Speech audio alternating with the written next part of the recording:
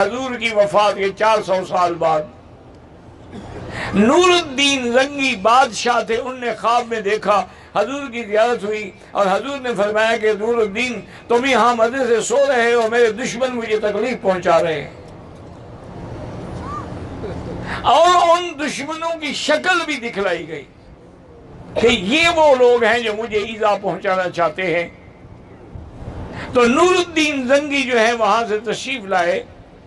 اور حرم مدینہ میں پہنچے، انہوں نے تمام اہل مدینہ کے اعزاز میں دعوت کی،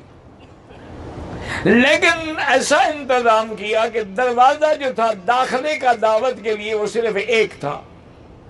دروازے پہ خود کھڑے ہو گئے، لوگ داخل ہوتے رہے، جب سب ختم ہو گئے تو فرمایا کوئی باقی بچ گیا، چونکہ وہ بندے تو نظر نہیں آئے ان کو، اور انہوں نے کہا میرا تو خواب سچا ہے،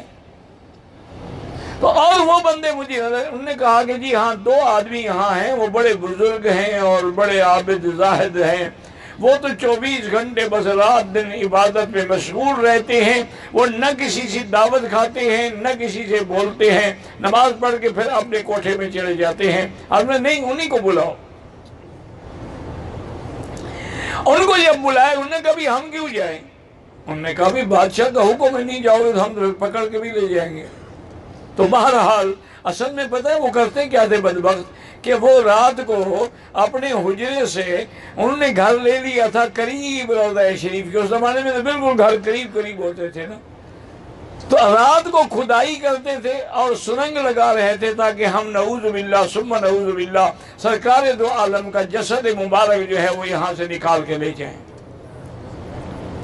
تھے وہ عیسائی، لیکن ان کو یہ یقین تھا کہ حضور کا جسد محفوظ ہے، چاہے 450 سال گزر گئے۔ اب جب وہ سامنے آئے تو نور الدین نے ان کو پہچان لیا اور اپنے جلادوں کو حکم دیا کہ ان کو پکڑ کے لے جاؤ اور ان کی تفتیش کرو، ان سے پوچھو یہ کیا کر رہے ہیں۔ وہ تو پھر اللہ رحمت کرے، جلادوں کے 2 کوڑے بھی برداشت نہ کر سکے، ساری حقیقت بتا دی، اس گھر میں بھی لے گئے جہاں سے سرنگ بنائی تھی۔ اب سرنگ یعنی باقی کوئی 4-5 میٹر باقی رہ گئی تھی، باقی ساری سرنگ وہ مکمل کر چکے تھے۔ ایک تاریخی روایت میں یہ بھی آتا ہے کہ سرنگ سے گزرنے کے بعد خود سرنگ دیکھنے کے لیے جب نور الدین گئے تو وہ کہتے ہیں کہ میں نے آگے ذرا کھولا تو حضور کا پاؤں مبارک مجھے نظر آیا، تو بالکل اسی طرح صحیح سالم تھا، تو میں نے آپ کے پاؤں پہ بوسہ بھی دیا اور پھر بند کر دیا تاکہ بلا وجہ شرک کا کوئی دروازہ نہ کھل جائے۔